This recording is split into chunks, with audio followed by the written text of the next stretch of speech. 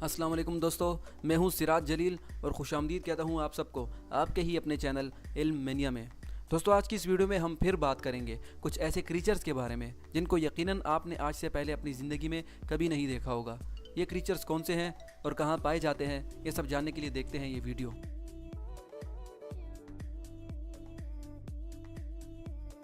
दोस्तों, वेनेजुएलन पूडलमूथ दिखने में बिल्कुल किसी कार्टून या फिर हॉलीवुड फिल्म का कैरेक्टर लगता है, मगर आप यकीन करें या नहीं, ये असल में पाए जाने वाले जानवर हैं।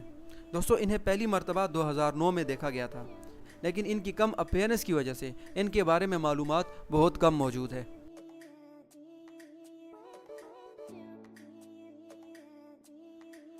दोस्तों, स्टार नोज़्ड मोल नॉर्थ अमेरिका के नॉर्दर्न इलाकों में पाया जाता है। दोस्तों, ये चूहे की एक नस्ल है और इसे इसकी स्टार जैसी शक्ल से बआसानी पहचाना जा सकता है।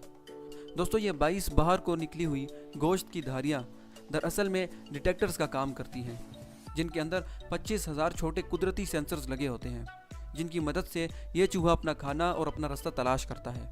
दोस्तों, इसके अलावा इन चूहों को ऑर्गन्स एल्मस भी कहा जाता है।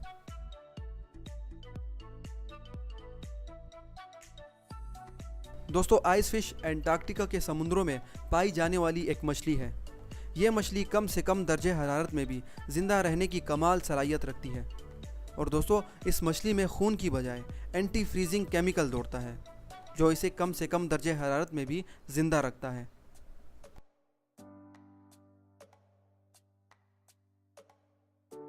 दोस्तों, बुश वाइपर, जिसे एथेंस भी कहा जाता है, दरअसल में किसी पौधे जैसे दिखने वाला एक सांप है और यह सब सहारा, जो कि सहारा डेजर्ट के जुनूब में वाक़या है, में पाए जाते हैं। दोस्तों, इनका साइज़ 40 से 78 सेंटीमीटर तक होता है और ये ज़्यादातर बारिश वाले जंगलों में रहते हैं।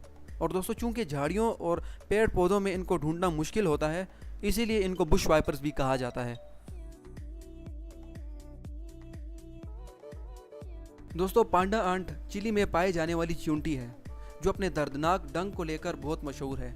दोस्तों, इन चींटियों को काऊ किलर्स या फिर काऊ आंट्स भी कहा जाता है, और चूंकि दिखने में ये बिल्कुल पांडा जैसी होती हैं, इसलिए इनको पांडा आंट्स भी कहा जाता है।